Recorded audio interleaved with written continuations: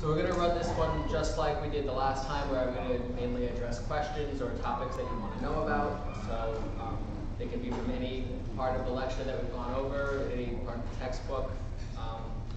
Yeah, so let's go ahead and get started. Any questions? Got one? Go ahead. Can you go over what expectancy comprehension process is? Yeah, so that, do you remember which lecture that was in? Yes. So I want to make sure I say what. It's in the stigma.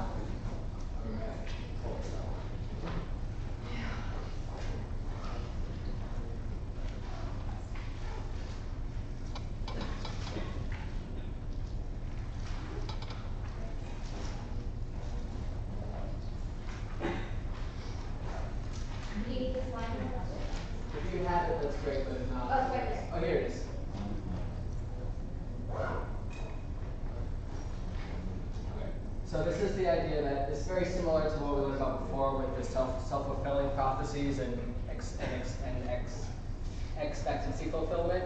So same idea, but applied to stigma, so that if you have a stigmatized identity, you may go into interactions expecting other people to treat you badly, then you may act more awkwardly in those types of situations, and so you may actually get worse on treatment. And so that is one of the ways where stigma can get under the skin and influence health, where now you're going into interactions, you're taking all these cognitive resources to monitor whether or not people are going to stigmatize you, and then you may actually receive more of the stigma because you have anticipated that. Does that make sense?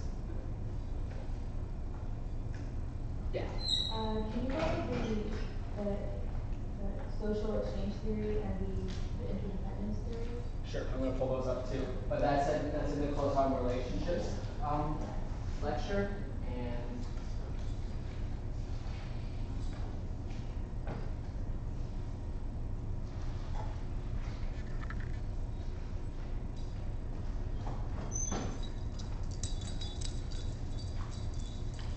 so you said X change relationships, or you said the social exchange? The social exchange theory. So this is very, very broadly speaking, the idea that when we enter into relationships, we're always considering the cost and benefits of those. So it's different than that other exchange theory where you're going into relationships and you're doing like a tit for tat type of thing. This is more of a broad idea where overall you want to be getting more out of it than you're putting in, and even more than that, you want to be getting as many rewards as possible. So it's a lot of the other theories that we talked about after that kind of fall under that, where you're looking at relationship alternatives, and you're trying to be in the relationship that gives you the max benefit overall. So it's different than the other exchange theory in the sense that it's not about so much the tit for tat you're doing with another person, but your overall profits from being in that relationship. Does that help? Yeah. Oh yeah, and the next one. So then the interdependence theory, this was on my qualifying exam, and the name is kind of misleading because it sounds like it would be about something else, but really it's a theory about why people choose to stay in a relationship. And the idea here is that you really are most likely to leave when you see that there are alternatives that are at the same or a better comparison level. So the example being like if you're in a relationship, you might stay in a bad relationship for a long time if you perceive that there are no other options, if you're in a place where there's not a lot of single people, or if you have very low self-worth and you think other people are not likely to date you, you could stay committed for a long time in a relationship. On the other hand, if you see, I imagine this happens a lot for students in Isla Vista, there's a lot of people, there's a lot of different dating opportunities, it's going to be a lot harder to commit to stay in a relationship when you see all those alternatives around you all the time. Any more questions on this type of thing? Yeah. Do we need to know, like, if our alternatives are like higher that will leave the relationship, or if like, do you know what I'm talking about, like the different like comparison levels?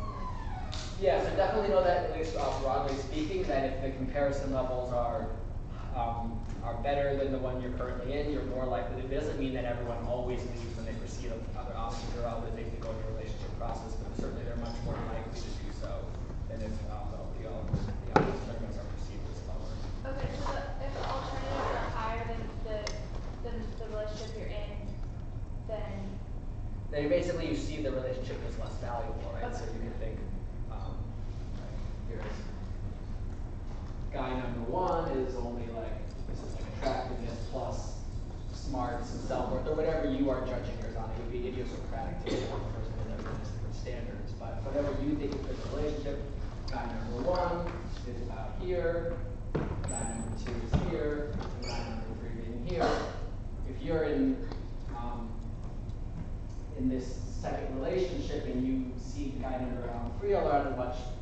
around a lot, you're more likely to leave that relationship because you perceive this better alternative. But if there's mainly guys that are like number one, then you're more likely to stay because you don't see that there are people who are as good or better than your current relationship partner. Based on whatever you're judging be it attractiveness, be it intelligence, be it being a good cook, whatever that is. Was that? I'm not sure I'm answering your question, but you can always ask me more if I'm not getting it right, please. Yeah. Can you talk about autokinetic effects, maybe? Okay, so that's the idea that that's the study where they had individuals coming through a room in groups, and they all look at these points of light in a dark room. And the thing that's important about this study to know about that effect is that when you look at a point of light in the room, for everyone, it looks like that light is moving, even if it's staying still. It has to do with the jitter of your eyes. It's a biological phenomenon that everyone's eyes are not totally still, but they move in different amounts. So when you take everyone, you put them in a room, and they're all looking at this actually still point of light. Everyone's seeing it as moving in a little bit, but they're all seeing different amounts. So say someone thinks it's moving 8 centimeters, somebody thinks it's moving 2 centimeters, someone thinks it's 4. If you leave them in there long enough and they keep giving their judgments out loud, they will converge towards essentially the average. And so that's one of the examples she used in terms of talking about conformity effects. No one's telling them they have to say this, but people tend to want to be like the group. So they will are more likely to conform and come together in terms of a consensus. This is the graph for that. So this is 3 different people and their own judgments. Each person has their own line. So they did this over 4 consecutive days, and you can see that at first they have very different ideas about how much it's moving, but by the end they've all sort of converged along the average. Yeah. Did they say out loud how much they thought it was moving? Because otherwise, how did they? Yeah, they said it out loud. If people had written their judgments down privately, you would expect the line to stay about the same each time. People are pretty consistent in what they see. But the reason why they use this point of light, it seems kind of arbitrary, is that it's an ambiguous stimuli. It's not really clear what the right answer is. People don't know that it's actually stationary. So this type of conformity to a group norm happens most likely when there's not not a clear right or wrong answer. Certainly people do conform to clearly wrong answers, as we saw in the line study, but they're even more likely to converge to a group norm when they're not really sure what the right answer is. I mean, yeah, it could be 8, it could be 3, it could be 2. If this light's kind of bouncing around, I'm not sure. You said that this has to do something with your eyes and not to be on the final. No, you don't need to know the biology behind that, but the only point that you might need to know for understanding a question is that the light is not actually moving, but it's not that people are lying when they're seeing movement. People really do see movement. It's just an effect of there's no other objects that you can see to judge that movement off of. So our eyes are moving all the time, but when I look at you, I also see the chair. So even though your face is bobbing around, it's not relative to everything else. But if there's just a point of light, it's going to look like it's moving around because there's nothing to place that in. Yeah. And this is more of informational influence, correct?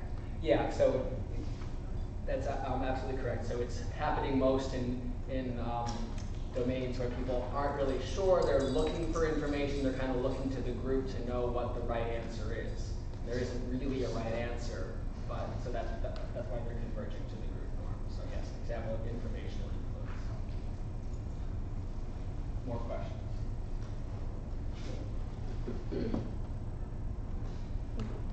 Yeah. Go through the Sarah management theory.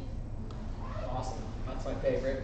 So that's the idea that as conscious beings, as the only that we know of fully conscious species, we are uniquely aware of our own death and our aloneness in our own skin when we come into this world alone and we leave it alone. And that is a terrifying thing to have to grapple with. And so as humans, we build up defenses against that. We join groups, we partake in our culture, we believe in God, we do all of these things to kind of create a sense of meaning. We want to put our name on a building, we want to achieve, we want to have kids and pass on our name, our genes, whatever that is. And so that is really, according to Sarah Management, there is this debate of other ideas, but the reason that they believe that we engage so strongly in these cultural phenomenon are to stave off this fear of death. And so in their studies, they will do things where they prime people subtly with the idea of death by having them walk by a graveyard or write about what's going to happen in their body after they die.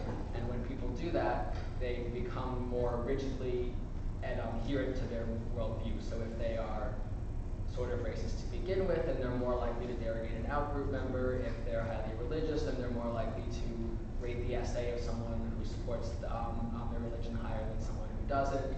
And so it's so the idea is that when you're threatened with the idea of death, you will take steps to confirm your worldview, and that's often done by derogating people who don't confirm your worldview. I'm just going to pull up the slide with the study on that really quick.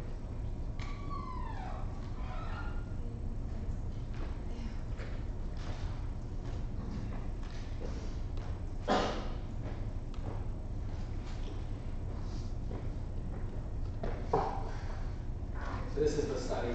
So in this one, I believe the participants are generally Christian overall, and so when the mortality is made salient, they think that the essay written by the Christian is much better, or that they like the Christian in the study much better. There are also other studies where they write essays. The exact details don't really matter, but they like the Christian person better than the Jew when they're in the mortality salient condition, but when that's not made salient, they're about equal. This is not a statistically significant difference between the two groups.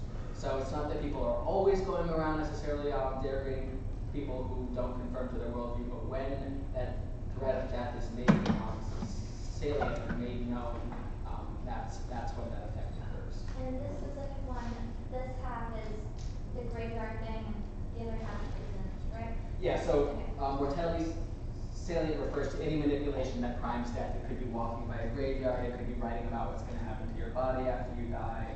Forget what other ones they do. Those are kind of their two main ones. It's actually the first study I ever ran was the mortality salient one. Didn't work at all, but it's fun. More questions? Yeah. Can you explain the stereotype content model? Sure. I'm going to pull up the slide for that one too. But this is the idea that although there are specific stereotypes that are attached to different groups, we can really think about stereotypes as kind of falling along two different dimensions. Close that.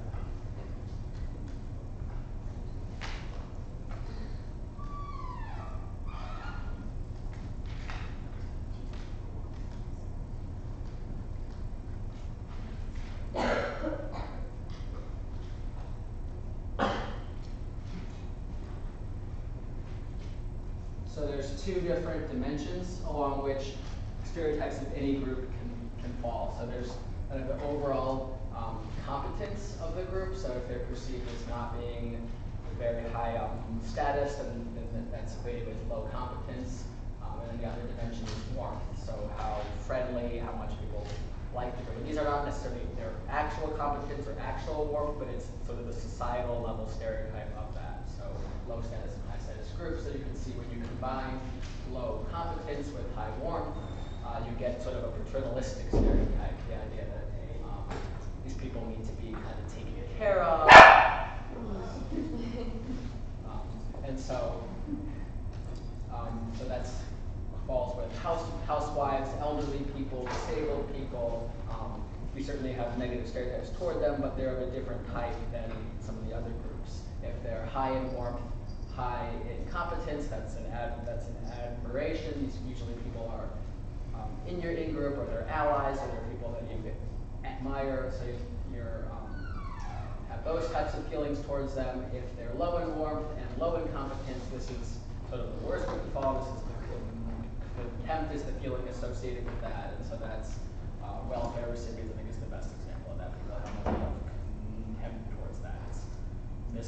It's misfounded, but that is the stereotype. And then in the last quadrant, you have high competence and low warmth. And this is they're very high status. You're competing with them, and so you are envious of them. And so many people feel this way towards Asians, Jews, rich people. Feminists, for sure, they're not considered to be warm, but they're scary because they might steal our jobs. That kind of idea. Does that make sense for that? I guess the key point, just to reiterate that, is that although there are specific stereotypes about different groups, about this group not being good at driving, or this group being whatever. You can characterize those stereotypes around 2 dimensions and really hone in on the types of feelings that are associated with those groups. More questions?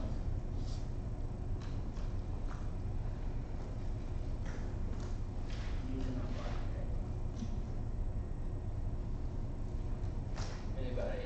You can also just name a topic or a general area, if that's helpful. Yeah. Can you go over the colorblind study again? I was really confused about how that related to the topic of conversation. Do you remember that was one of the prejudice ones or one of the? This is under stereotypes and prejudice, yeah, the same slide.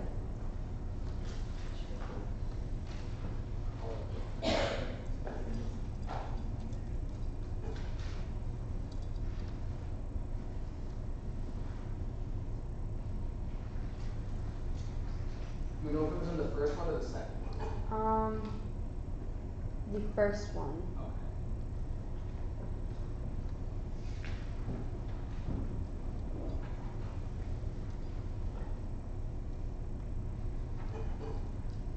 I think it's towards the end.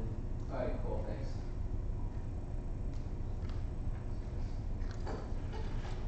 Oh, there it is.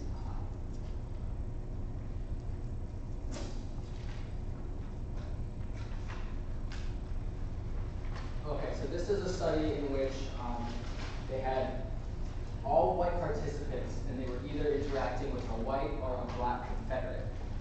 And they thought so that was another participant. And they were doing what is essentially a guess who game. If you guys ever played that as a kid, you have those, you pull a card and it has a face on it, and the person you're playing against, they also pull a card and it has a face, and you have to ask a series of questions to identify the person correctly. So you can say, is this person a man? Is this person, does this person have short hair? And so the idea here is that in this context, mentioning race is not racist, it's simply a cue to identify the person correctly. And so people, the idea that they're showing here is that even when race was not, it wasn't necessarily a contentious thing to mention, that people were avoidant of even bringing it up when they were interacting with a black Confederate. So the idea here is that people are saying that they're colorblind, that race is an issue, but it clearly is an issue for them because they can't even say, is this dude black? Or is this dude white? Like your raw picture. And that should be treated in this context just as any other physical descriptor, but it's not. People are having some sense of anxiety around talking about that. They're steering away from the topic of race. So it's showing that even people who think they're not prejudiced, and even in contexts where it's not even a racially stigmatized interaction, or it shouldn't even be the basis for a conflict, people are avoiding the topic. So it's just showing that race is still clearly an issue because they're going to perform worse on the task if they don't ask the right questions. Does that make sense? Question? Yeah. Can you explain the difference between prejudice and discrimination? Yeah, let me pull that one up because I have to check the word. I'm actually writing this in my proposal for my dissertation right now. Lots of people have different ideas on how to define that. So I just want to make sure I get it right here.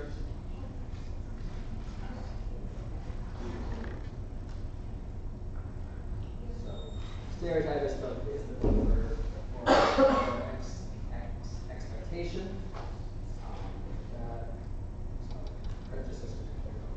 So prejudice is the negative attitudes or affect towards members of the group, and discrimination is really the behavior. So that's where I would try to, if there's a question on it or something, that would be the thing that distinguishes between the two. That prejudice is an attitude or like a feeling towards a group, and discrimination is a behavior. So, but isn't an attitude a behavior of a person, kind of? Like having... I mean, you can do a behavior that is like informed by an attitude, but an attitude is like the cognitive and affective feelings you have. Like, so the thoughts and feelings you have about it. Yeah. Can you go over the first demonstration of stereotype guy? Yeah. Does that answer first your question about the difference between the two? It's very subtle, but I would say the thing to focus on is a behavior versus a attitude or feeling.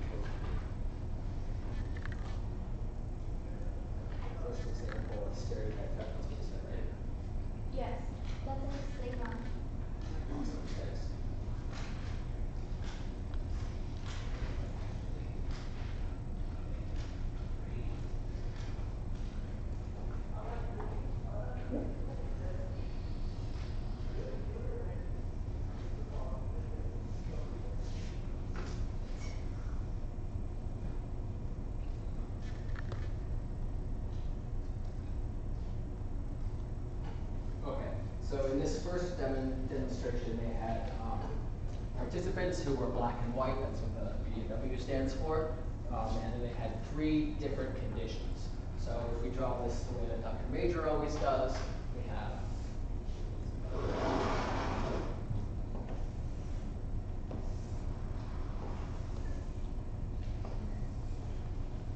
black, white, and then our 3 other conditions, which were, I'll push that back up in a second, diagnostic,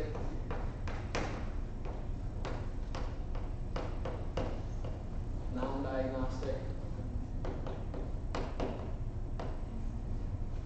and non-diagnostic and challenging. When you say diagnostic, what does that mean? So they told them that either this test was would reflect their intellectual ability. That's what they mean by diagnostic. It would be like an IQ test. It's going to tell you how smart you are. It's going to diagnose your intelligence. And so then they had them all do these difficult GRE problems. And then this is the result that they found. So in the diagnostic condition, that's where you see the difference. And so the idea here is that the stereotype that black people face is that they're not as intelligent as white people, but that only plays out when the test is made to seem like it's about intelligence and it's actually going to test that. That's when they confront that stereotype. But if they tell them it's not diagnostic, it's just a test, or yeah, this might tell you about it, but it's supposed to be hard, then they're not confronting as much stereotype threat because they're sitting there thinking, well, this must be hard for everyone because they told me it is. But if you are faced with that stereotype and you're sitting there taking the test and it's seeming difficult, then you're like, oh no, I'm going to confirm the stereotype. They're going to think that I'm stupid and that all black people are stupid if they see my test. And so now I'm using up my cognitive resources dealing with that, and then that's when they do worse. So that's why in the diagnostic condition is the only one where we see that there's a difference. So what this research shows is that it's not that black people are underperforming on these tests for any reason other than the fact that they're having to deal with these stereotypes while they're taking the test. I don't really understand how they think it, like, how did it being diagnostic impair performance? How did they not test well? Because, so you're coming, so say I'm a participant, I'm coming into the room and you tell me, this is a really important test, this is going to tell me how smart you are. And the stereotype about my group is that we're not smart. So now I'm worried about confirming the stereotype. But in the other conditions, in the non-diagnostic, you're just taking a test, so whatever. And in the diagnostic but challenging, the key difference there is that they've told you it's supposed to be hard. So then when you're on the test and you're actually struggling, you're more likely to think, well, they told me it would be hard. It's not about me, it's about the test. So you're not making a personal attribution. Is that, yeah. Is this somewhat related to, or similar to the one that they did about Asian American women? If they were primed with the word women before, they did worse than if they were primed with yeah, it's the same stereotype threat model. And the idea there is that it depends on which stereotypes are active. So the stereotype for Asians is that they're good at math, and the stereotype for women is that they're bad at math. And so if your identity as a woman was made salient and it was a diagnostic test, then they did worse. But if their identity as an Asian was made salient and it was a diagnostic test, they did better. So same theory, just different groups and different stereotypes. But absolutely, yes, same idea. More questions?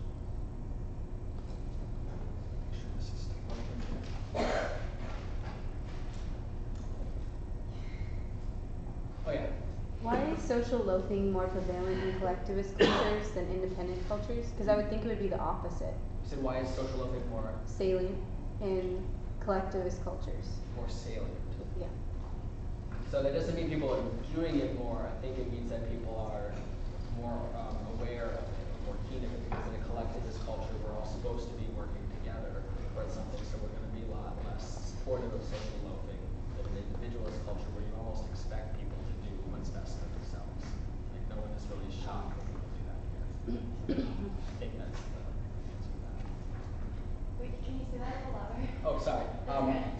the idea that why social loafing would be more salient in a collectivist culture, so it's not that it necessarily happens anymore, that people would maybe pick up on it more there, because it's a culture where expected that you do for the group, and that your social relationships are as or more important than yourself. So people are not going to put up with you socially loafing, whereas in the U.S. I think it's more common that people do what's best for them, and so we're not going to be as tuned into that because it's not violating as many cultural norms. So it's like more obvious if somebody is kind Yeah, of like because they're riding on going to be your more coattails. attuned to that, and it's going to be more out of the norm than you. Okay.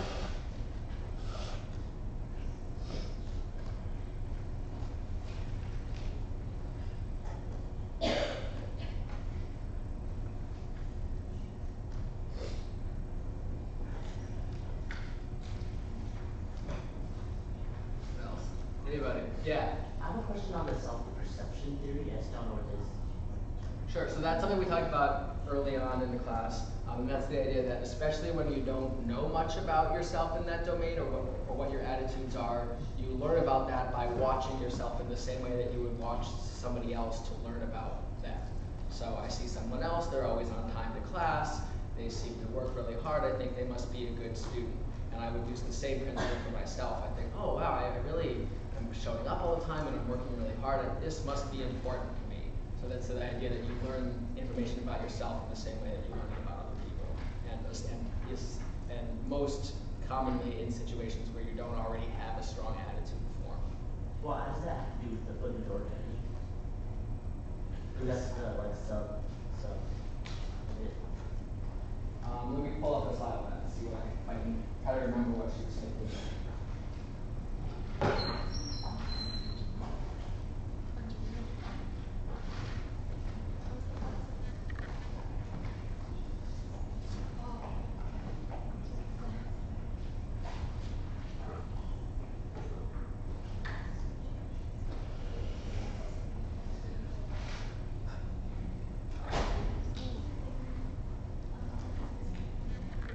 Oh, okay, so I think that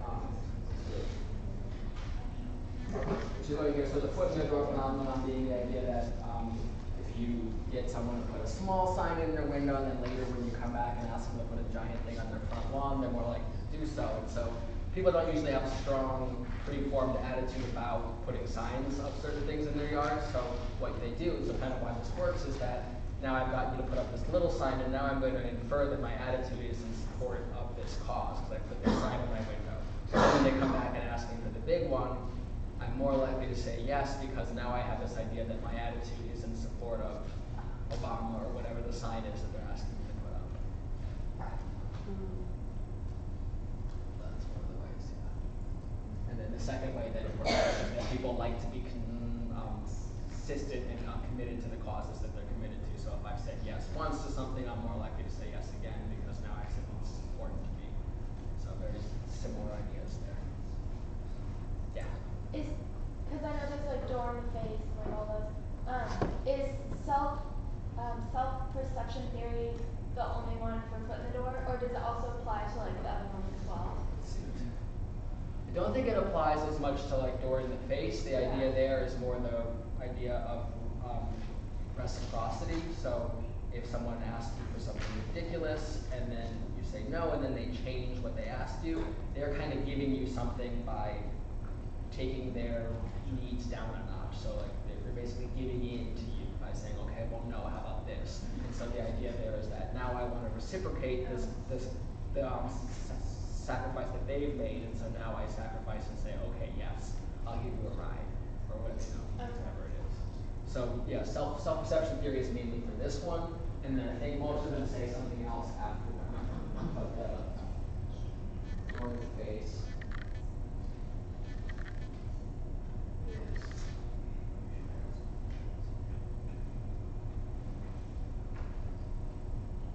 Yeah, so she says here it's the reciprocity. Okay.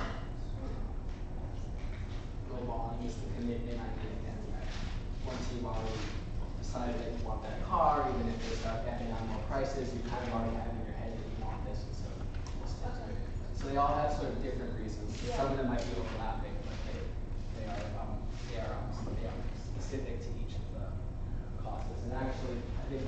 most helpful for this is the one where she introduces these.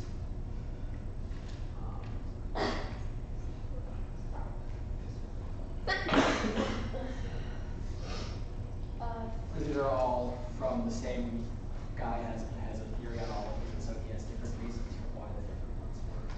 So the foot in the door is self-perception and the commitment existence.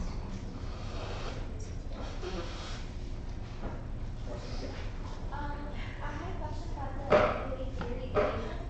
Sorry, can you say the again? The equity theory, there was like equations. Yeah, let me pull that up just. Sure. Yeah, that's in the attraction one, so there's like one.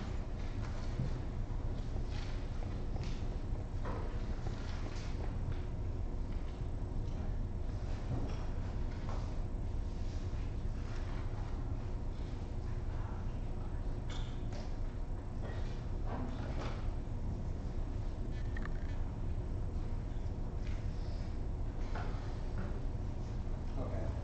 So this is the idea that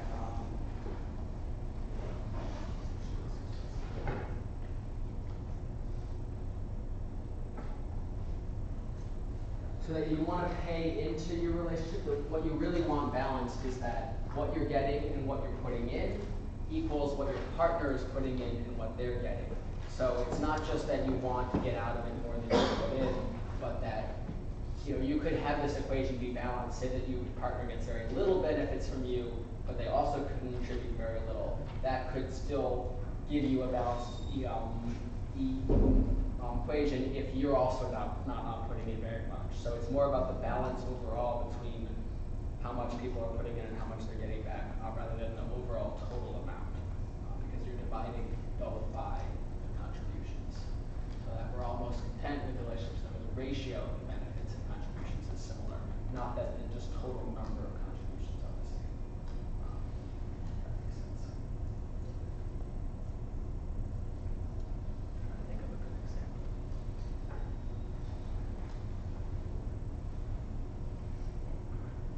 You're not going to get it. You're not going to like it if you get few benefits, but you're putting in a lot. So you're going to have a small fraction there, but that'll only work if your partner's also not getting much out of your relationship and is contributing a lot. But that's for other reasons isn't going to be very healthy. Yeah. So the triangle of love, the triangle thing. Do we have to memorize all of the different, like, I don't know. I don't think you'll need to do that. Let's find that though. This is like a real old school site. But I think what to take away from it is that there's these three pieces, like the three overall components being passion, commitment, and intimacy.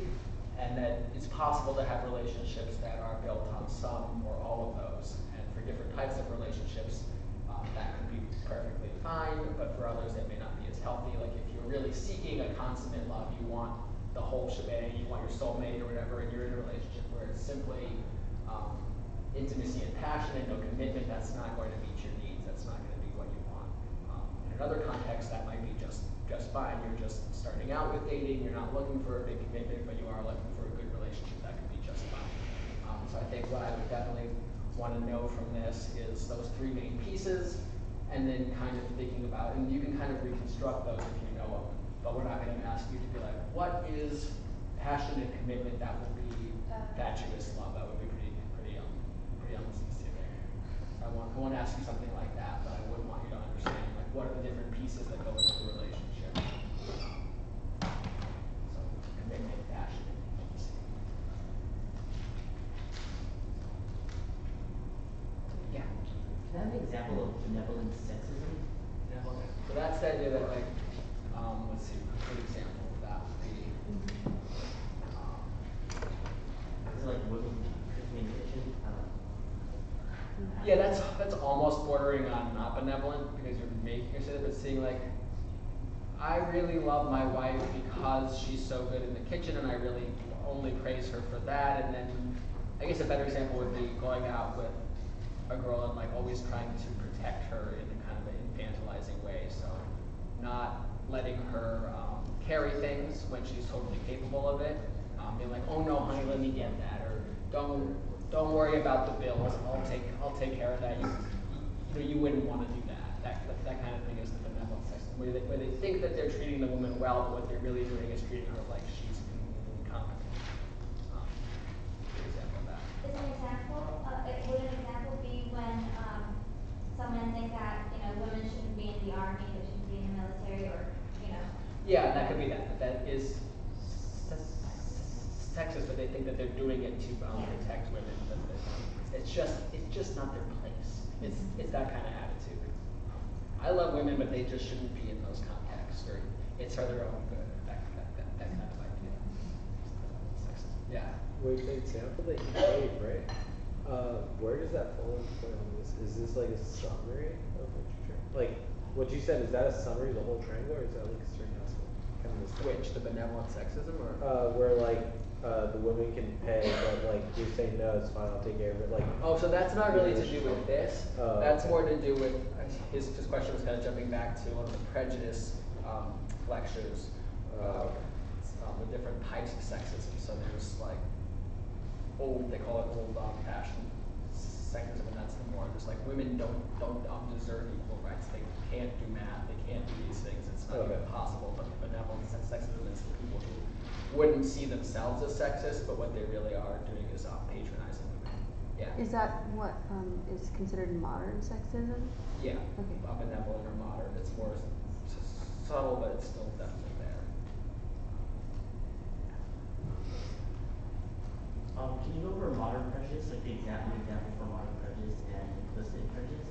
And what's the second thing you said? Implicit. Yeah, let me just pull that all up.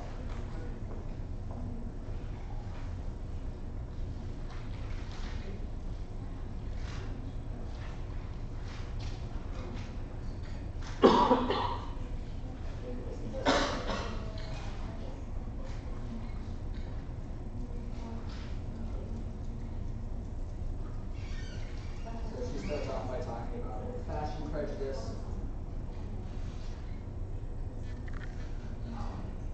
And that's the really blatant forms of that. We all kind of identify those when we see them. But then the contemporary or modern prejudice says that if there's still strong social norms that may prevent people from blatantly saying what they think about truth, and that there are other ways that prejudice leaks out. And so modern prejudice is the more subtle forms that they particularly show up when people have another way to justify them, or when they're seen as acceptable in some other way. So Dr. Major gave the example of they had people rate potential job candidates, and there was a black candidate and a white candidate, and in some conditions the black candidate had better GRE scores, but worse grade point average, or swapped. So sometimes the white person had better GRE but worse grades, and sometimes the white person had better grades but worse GRE. And on the whole, most people picked the white candidate for the job, and when they asked, and when they were asked why, they said, oh, it's because GRE is more important to determining long-term success. But if they were in the grade point averages higher, then they would say, oh, it's because that's more of a measure of effort, and that's what's really important. But when the black candidate was clearly better than the white candidate, then people pick that candidate because there's no other reason not to. So people are most likely to show their prejudice when they can come up with some other reasoning for it, both to justify it to others, but also sometimes to themselves. They may not even realize that what they're doing is prejudice and they're making these justifications. People are much less likely to blatantly pick a person who's not qualified for a job over a black person who is. But when it comes down to all things being about equal, they will make rationalizations to pick the white candidate. We can see if there's anything else interesting here, but that's definitely the best example of modern prejudice.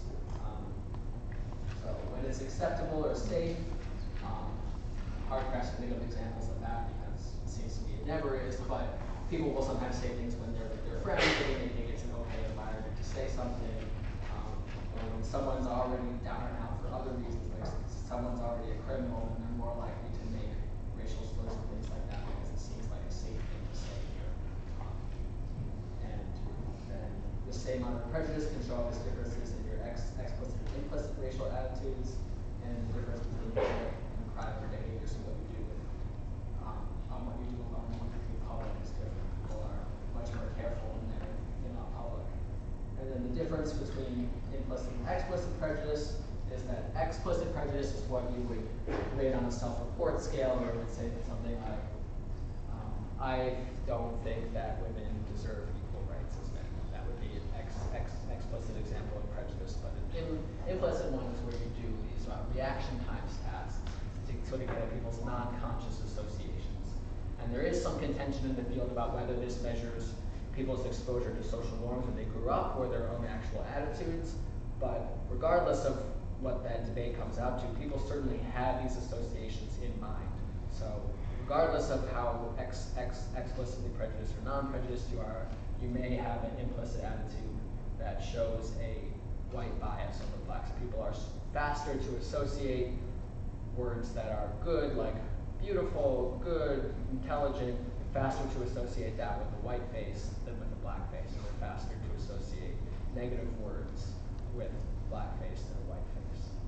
And this is, of course, much more pronounced among white people than black people, but even black people seem to show a range, where on average they have no bias either direction, but some people are showing a pro-white bias, some people showing a pro-black bias, but most white people show a pro-black bias.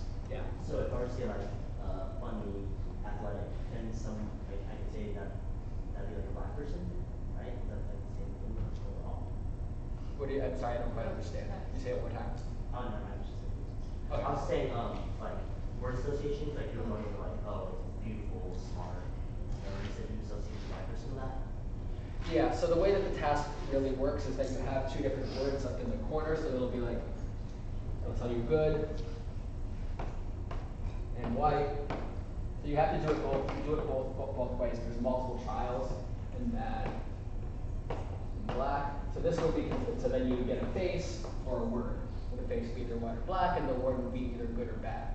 And so when this is a congruent trial, white people will be much faster at this because it's easy to put white and good things in the same category.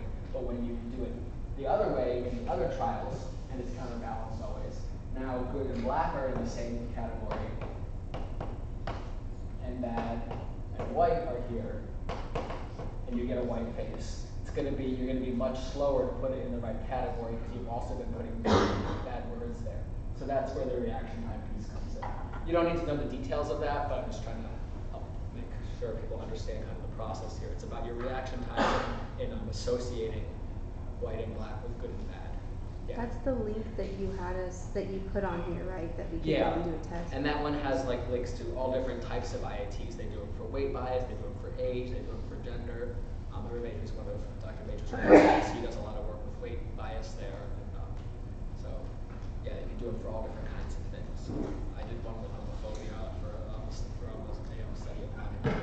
So, yeah, you can do it for really anything that there's a good, bad, kind of balanced stereotype that goes with it. More stuff. What is the shooter bias?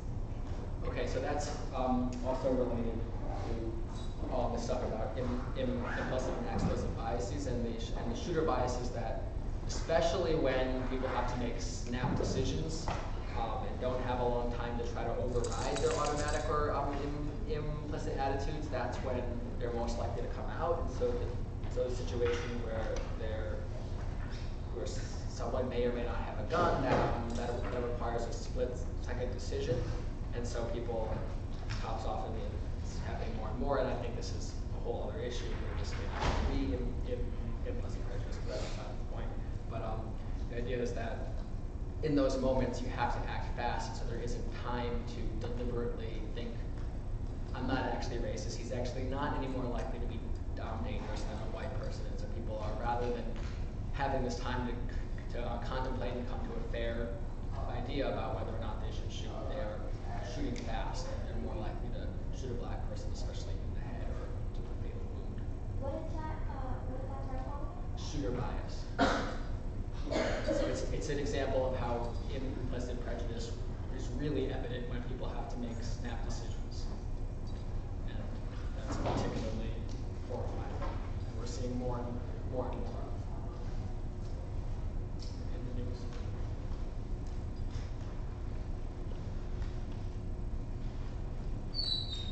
Things.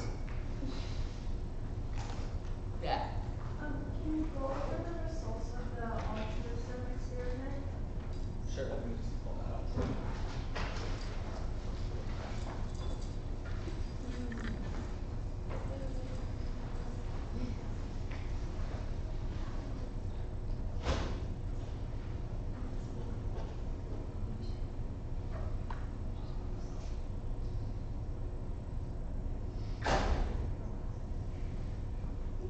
You mean this one?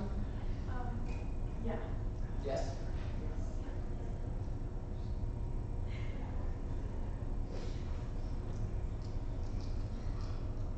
Okay, so this is where they're looking at essentially. Just make sure I get this right before I start talking. Sorry.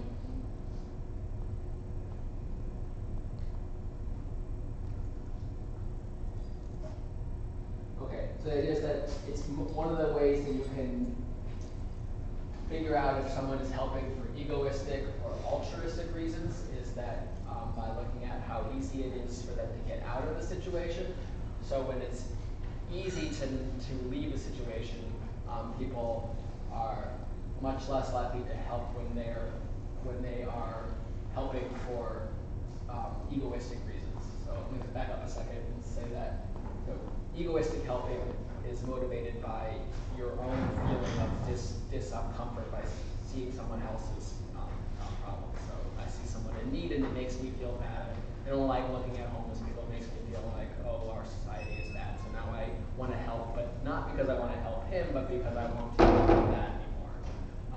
Whereas empathic or altruistic helping is that I want to help him relieve for him. It's not about me. It's about trying to relieve his discomfort. And so when it's easy to get out of the situation, if I can just walk away and not even look at this homeless man, then I'm going to help a lot less. It's that low blue bar here if I'm helping for egoistic reasons. But if I'm helping for empathic reasons, it's not really going to matter if I can walk away or not, because I really am motivated to help him, whether or not I can just relieve my stress by looking elsewhere. So to kind of say it again better, it's that so there's two different reasons why people help, according to this debate, either to relieve their own discomfort or with the goal of relieving the discomfort of someone else.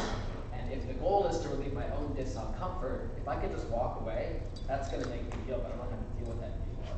And so that's where you see the difference here. The bars on the right, those are about the same, but not a statistical difference. So if you're empathically helping, it doesn't matter if you can just leave because you really aren't motivated to help them. But if you are just motivated to help yourself and not feel bad, if I can just walk away from the problem, then I will.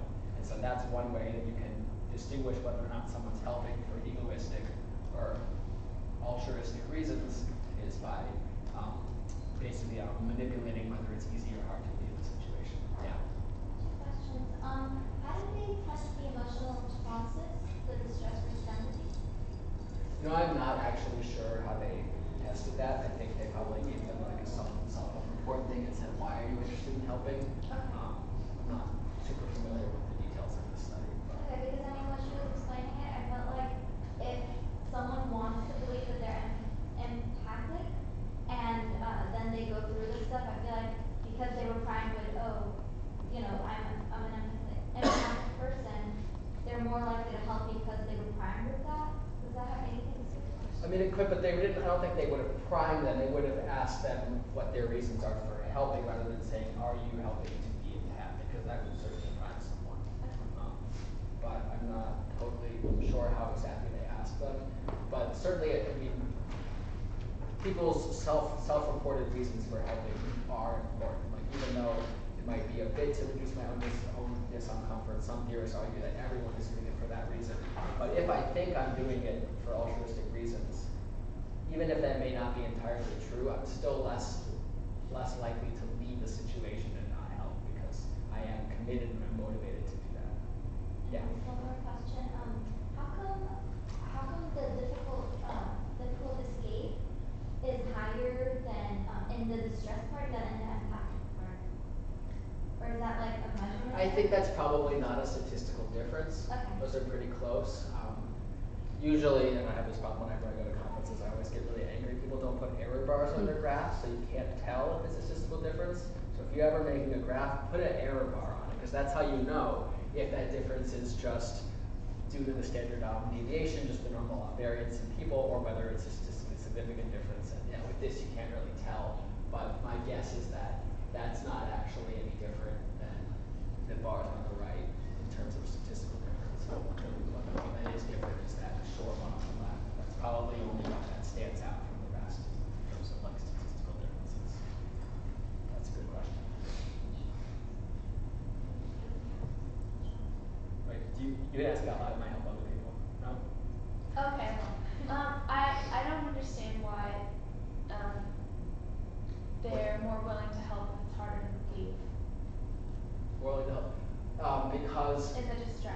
they want to diminish their own discomfort at watching this person suffer by taking shocks, and so if they can't leave, then they're more likely to take shocks for that person. But if they could just leave, then they will, or they will sit there and take fewer shocks because they don't have to sit there and watch the person do all of that. Okay, and then you're talking about egoistic versus empathic. So the distress bars, that's egoistic, and then the empathic is the. Yeah, it's altruistic. You could use altruistic and empathic helping interchangeably. Those mean essentially the same thing. The egoistic helping is the type of helping where you're helping because you want to minimize your own distress. So And those two are empathic is different. just because you. Okay. Doesn't measure like a Likert scale or something, right? In this case, I think, yeah, they asked them what their reasons were. She asked this right before you came in. I'm not totally sure of the details of the study, but I think it was a self-reported. Like, what are your reasons for helping? Was it for altruistic or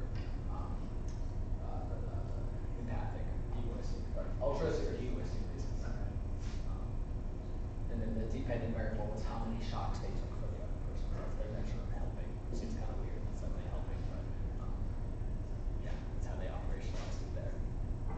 So in the chapter in the book, chapter 14, that had to do with altruism, can you explain the experiment where you were like asked to take a certain amount of money and then you could share it or you could keep it, and it depended on the other person if they shared it or kept it, how much you were gonna get?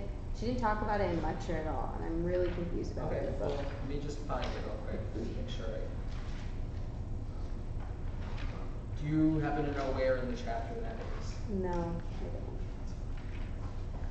How about if I hand you this, and we'll let people keep asking questions. If you could just find it, I'm happy to talk about it. Sorry about that. Yeah, that's okay. I'm just not super familiar with the textbook itself. Anybody else got a question while we're waiting on that one?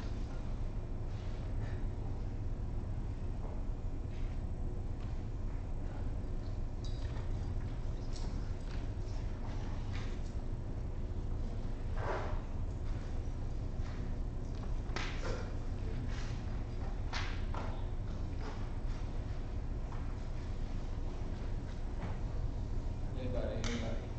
Oh, here, the prisoner's dilemma game. Okay. Just get this real quick.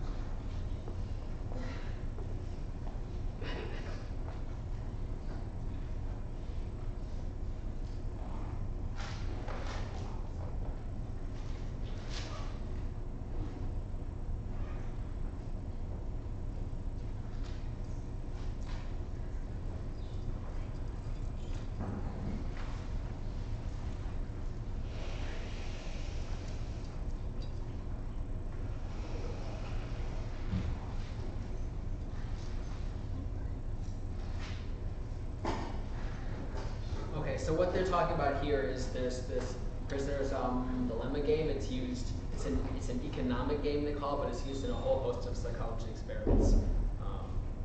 I had to run one once for someone, it was super annoying. But so there's this payoff matrix that you have in that. There's the biggest eraser. Prisoner's dilemma game.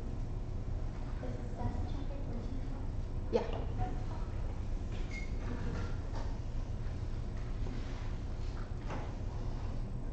you, your choices, this is your partner.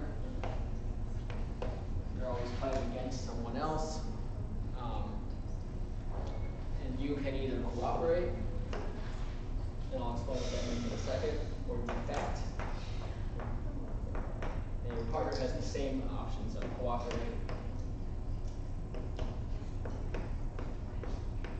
or defect. The backstory for this is you and your partner are both, captured for a crime, and it's essentially like you're both in jail, and the person interrogating you is trying to get you to tell on your partner. Essentially, that would be the equivalent of defecting. If you both defect, then you're both going to stay in jail. If you both cooperate, both of you will probably get a lesser sentence. But if you sell out your partner and they don't sell out you, then you make out like a bandit, and you don't get any time, and they get all the time, and same for them. So it's this idea of if you don't know what the other person's going to choose, there's these different payoffs. They do it with money here. So if this is kind of hard to draw because they have it all color coded, but if you both cooperate, then you both get $5. So this is your here, this is what they get there. So you both get $5. If you cooperate and they defect, you get nothing, and they get 8. So this is like a scenario where you end up in jail and they get a reduced or no sentence. If you defect and they cooperate, it's the opposite. You get $8 and they get 0. And if you both defect, then you both get 2. 2?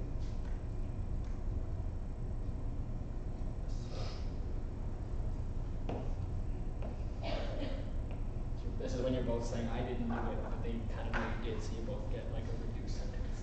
And so what they're talking about here is that depending on how you think about this, there's different best choice. If you're only thinking about yourself, then the best thing to kind of always do is to defect, because you're either going to get 8 or 2, the average of that being higher than the average of 5 and 0. But if you're thinking about the best option for the two of you, the best option for both of you is to, I think, always both cooperate.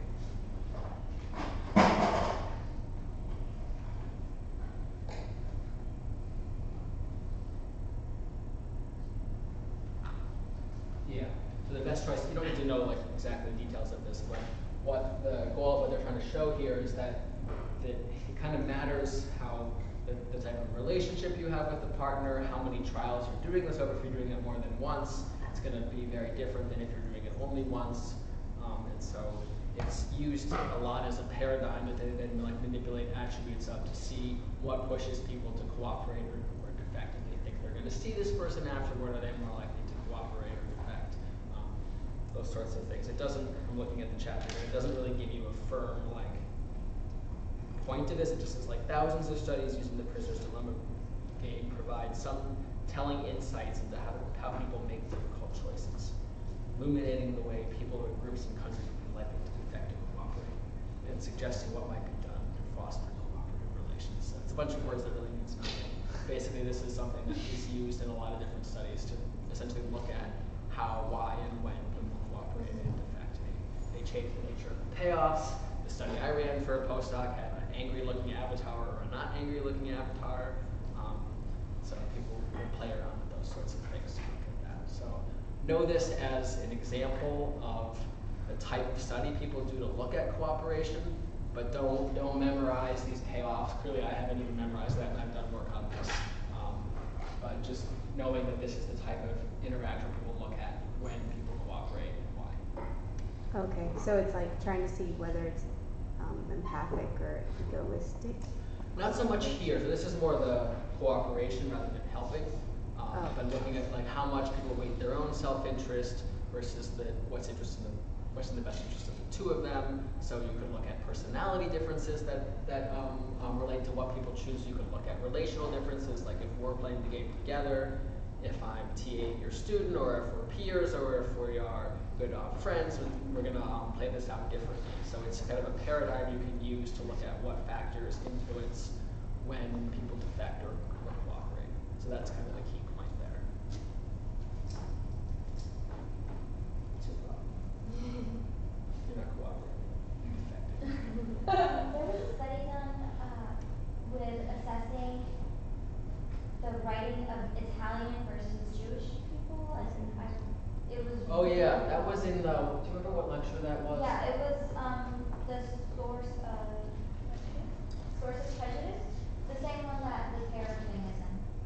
stereotypes Sorry, and the second one. Yeah, the second stereotype.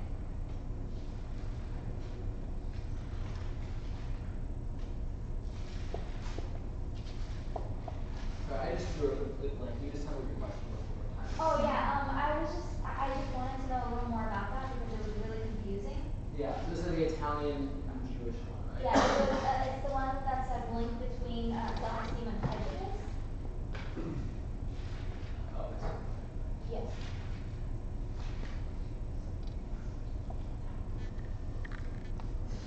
Okay, so this is, the design of the study is first they assess everybody's self-esteem.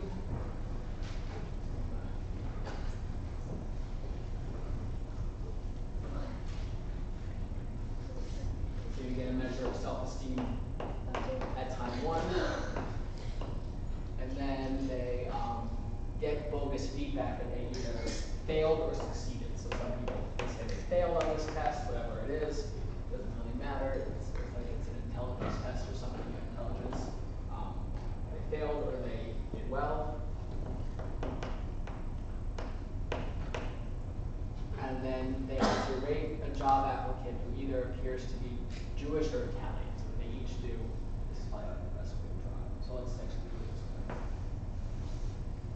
2 by 2. So they either failed or succeeded, and the person was either Jewish or Italian. And then they reassess their self-esteem afterwards. So we have self-esteem at time 1 and self-esteem at time 2. So what happened here is that, so some of these people in these 2 cells, they got positive feedback. So their self-esteem isn't hurting. They should have about the same or better self-esteem at time 2 after they got the feedback than they had initially before anything happened. The people in this who, sorry, I did that. The people who failed, their self-esteem is going to be lower now because they just found out, presumably, that they're not very smart. So their self-esteem is going to be lower than at time 1. And so what happens when these people who fail have lower self-esteem is that they're likely to take that out on the Jewish candidate, who's presumably lower status or more stigmatized. It's interesting to me that they picked Jews at the time. I think that this is, it's not super old. Those aren't stereotypes I'm super familiar with, but for the purpose of this class and this study, they're saying that Jewish people are more likely to have a stereotype taken out of them if they're a lower status group or a more stigmatized group in this situation than Italians. So when they fail and they rate the Jewish target, they're likely to rate this person, this is what's on the y-axis there, as more negative. So they say that their application's pretty bad. They rate them really low. But they rate all of these things about the same because even though their self-esteem is hurting here, they're not going to rate their in-group member low because that's not going to help their self-esteem either. So this is, all the participants here are Italian? White Americans who Okay. they're presuming that Italians are also part of their in-group because that, you could think it could be Italian, German, Irish, all these different groups are still part of kind of a white majority in-group.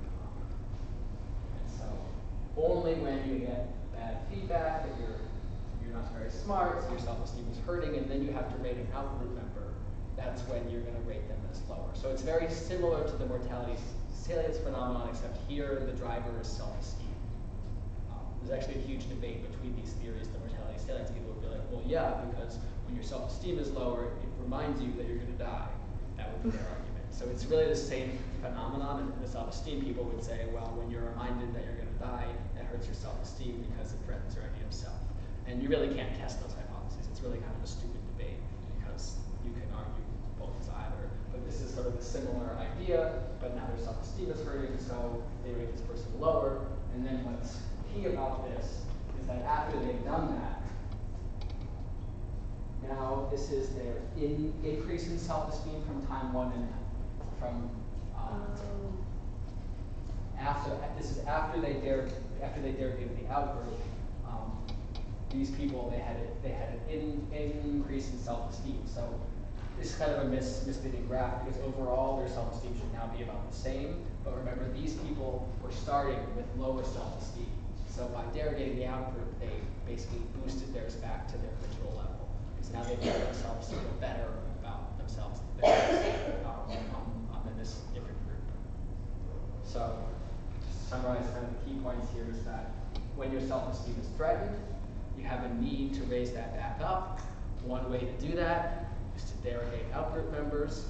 And so when there's an opportunity to do that, by rating a job applicant as of a different group, you're likely to rate them lower, and then that leads to an increase in self-esteem that kind of gets you back. Any questions about that? I know it's kind of confusing. Cool. Anything else? Anything else? Yeah. I wrote down social inequalities are justified system justification. I don't understand what that is. It's Can you on the say it? same PowerPoint. I have to turn this volume down because now it's echoing because you're sitting right next to that, and it's coming out of you right after you were saying it, so I just can't really hear you. I was just saying that system justification. I don't quite understand what that is. It's under the same PowerPoint. Okay. Broadly speaking, I'm going to focus on two, but broadly speaking, system justification theory is the idea that it's very closely related to that belief in the just world, but it's the idea that the culture and the system that we live in should be just and correct, and so we do things to kind of justify that.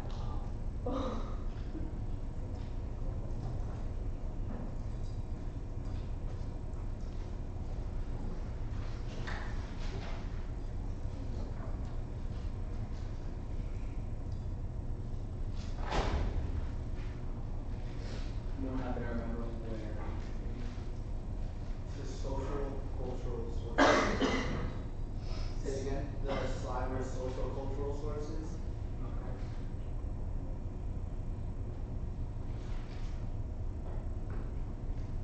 There's an option back in mind.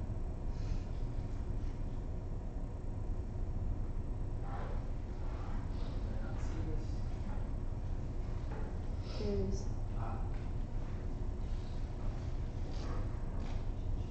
That's not very helpful. Yeah, that's why I was asking. I love that she has so many words. So basically, the idea that we have a lot of this in the U.S. that rich people often feel like they're justifying the system that made them rich by saying that they really earned that, even though probably a lot of their money has come from interest on their parents' money. They somehow have an idea that they worked hard for that and that it's justified. So it's kind of a post hoc way of justifying the system of wealth that we have in this country. So people will kind of make up reasons that may not have a scientific or a basis to justify structural systems that are in place for the benefit of themselves, and also because people want to feel like the way that the world works is fair. So how is this a social cultural source of prejudice? Like does it have to do with like class or like what? So I think the way that it ties into social cultural sources, it's not that it's a product of a specific culture, but that people everywhere want to justify the cultural system in which they live. Could be for terror management reasons, could be for self-esteem reasons, could just be because we don't want ambiguity. We like to believe that the way things are is good and fair, and so we will do things to justify the systems that are in place, even if they're unequal. So we have a lot of hiring practices are not necessarily fair. Women are underpaid than men, but people say things like, well, but that's because women take more time off because they're home with the kids. But women are underpaid even when that's not the case. So that's not true, but it's a justification for the way that things are. People will make up reasons like that, or that it wouldn't be fair if women were paid as much because they're not doing as much work because they're home with kids more, or something like that. Like I've actually heard people make a lot of these arguments that wouldn't be what's fair because men are working more and harder because they're not taking time off and have families. And that's not true in a lot of cases, but that's a way of justifying the system that's in place. Which then like increases prejudice and stuff like that. Yeah, because now people they don't need to recognize that what they're doing is discrimination. They're saying that's just the way it is, it should be. That's just the system. That's just how it works. That's most of the thing that pisses me off most when you're having an argument with someone about prejudice. Well, that's just how it is. Says who? Why? There's lots of things that's just how they were that have changed, things like that. So, but that really is a lot of people's ideas about the world. Is well, that's how it is. I had to grow up with that. Everyone else should. I faced those obstacles. I overcame them. So that's, I guess that's the best way I know how to describe the situation here.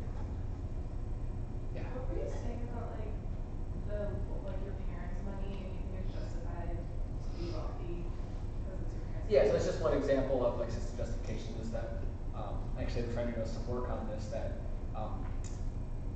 rich Republicans and like Republicans in general are much less likely to believe in luck than liberals, and so they have a belief that they really earned what they've gotten, even though there's a lot of evidence to suggest that not that people haven't worked hard at all, but that a lot of it does have to do with being born in the right time in the right family and having the right connections and opportunities.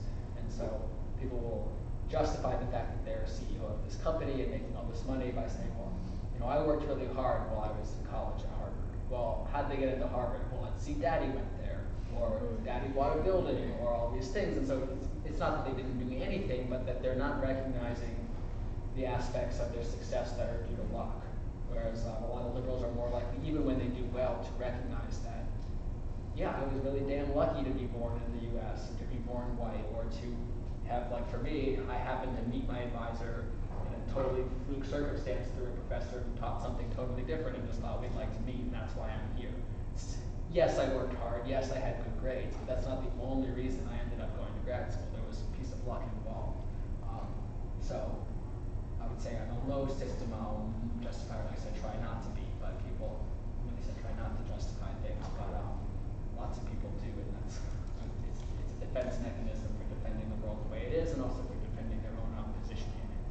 And people who are high status need to do a lot more than defending it.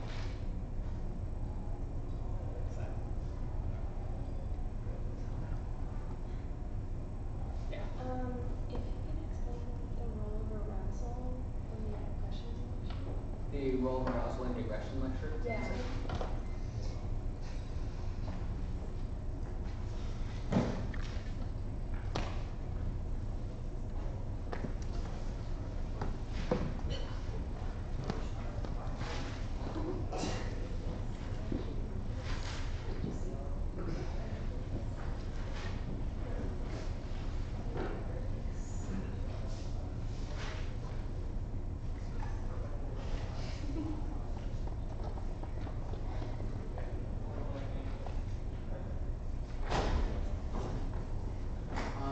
Do you mean like in specific relation to something particularly, or is there like, or just in general?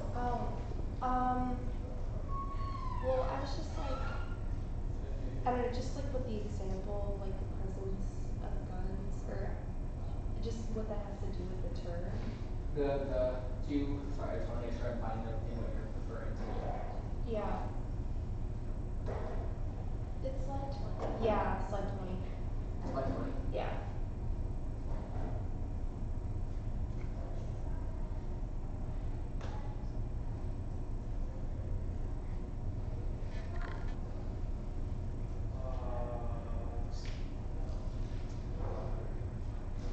Okay, so this is the excitation transfer theory. You might have learned about this in a different class under a different name, misattribution of arousal. It's very similar, but the idea is that once you're already aroused or provoked, so in this study, this is the one where someone had to turn in like a survey they filled out to the person running the study, and to do so they had to walk past someone else, and if that person shoulders me, then that's considered being provoked. If they don't do that, then that's not provoked. So people who are provoked, and they're assuming that leads to arousal, which is because your heart rate goes up and you're feeling kind of amped after that. If there are then weapons in that room, that then primes that that amped upness to be turned into aggression, because now it's priming aggressive tendencies for you. But if you're not provoked and you see the guns, then you're not likely to be more aggressive, because you're not already amped up. Does that sort of make sense?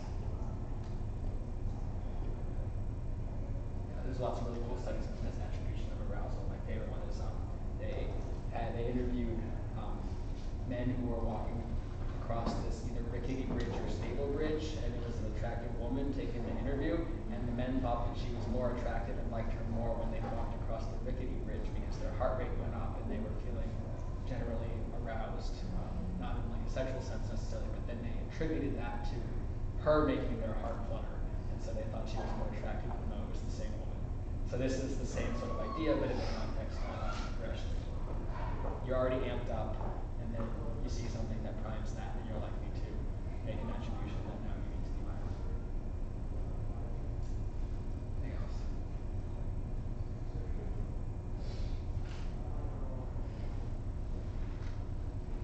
Anybody?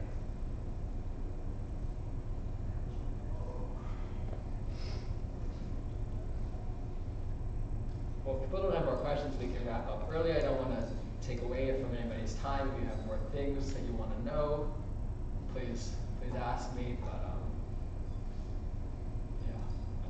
yeah, Could you talk about sort of study of the catharsis, or like that catharsis doesn't necessarily release aggression?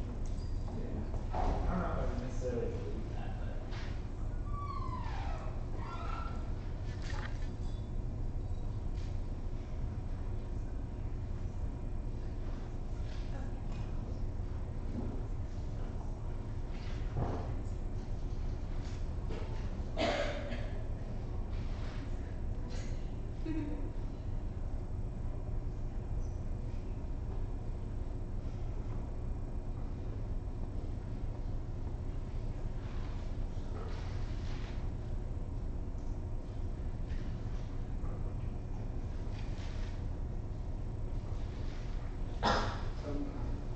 I'm not entirely sure the details of the bug study, but in general, the reason why catharsis doesn't reduce aggression is that most aggressive acts just get you further amped up.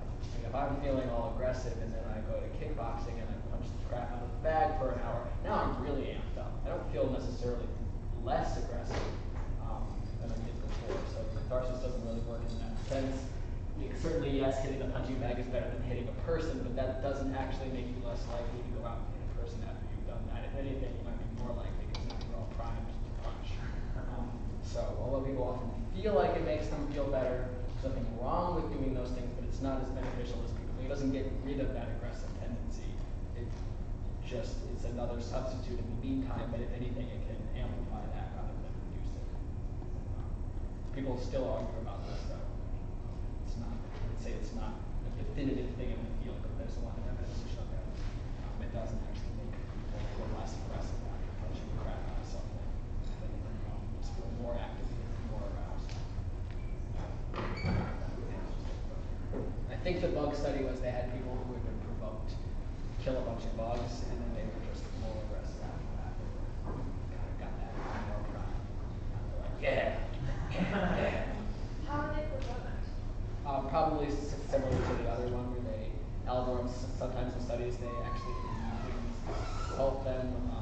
They're usually pretty subtle because it's hard to get them through an IRB when you're really do something awful to someone, but it's usually blocking their way or somehow intimidating them.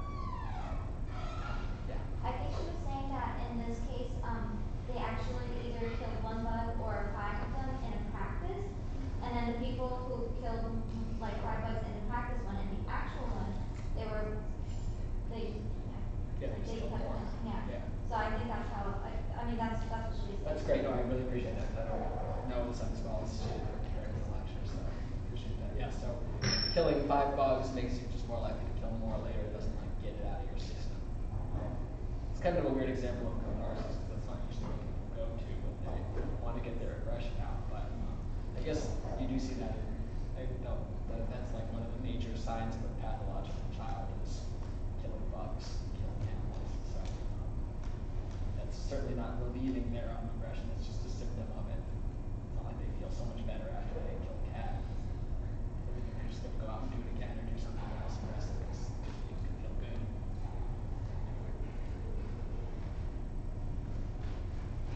More stuff.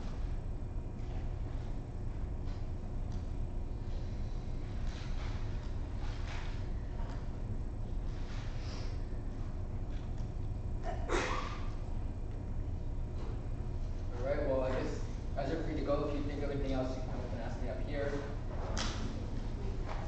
Good luck with studying. If you come up with questions, you can email me. So we're gonna be tested on the app model 1. Yeah, so it's weird. I don't know why they call them that, but it's like a mini chapter right after chapter 14, and it's on stress and health, which the lecture tomorrow will be on. Oh, okay, so we're covering that information tomorrow. Yeah, it may be Dr. Major. She said she might come back for that. Otherwise, I'll be giving it. Okay. But either way, yeah. And there's gonna be like slides on it. Yeah, there'll be slides Okay. and we'll post those. It'll be a relatively short lecture. There's a video. Okay.